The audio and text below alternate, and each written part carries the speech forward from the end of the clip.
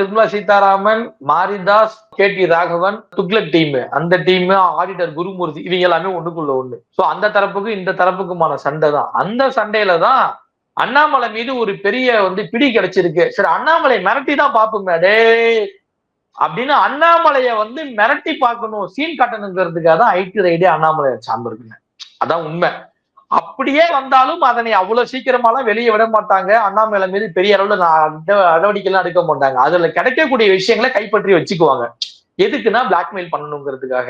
ஆனா அண்ணாமலைக்கு தெரியும், கட்சி தலைமை டெல்லி தலைமையை மீறி ஒண்ணு செய்ய முடியாதுங்கிறது அண்ணாமலைக்கும் தெரியும். உங்களுக்கு டெல்லி தலைமை அண்ணாமலை பேர்ல ஒரு பெரிய பிளாக் மார்க் வர்றதுக்கு விட மாட்டாங்க. ஏன்னா அது கட்சிக்கு கெட்ட பேர். இவங்களே ஒரு பிம்பத்தை உருவாக்கி அந்த பிம்பத்தை இவங்களே அவ்வளவு சாதாரணமா அசிங்கப்படுத்த மாட்டாங்க.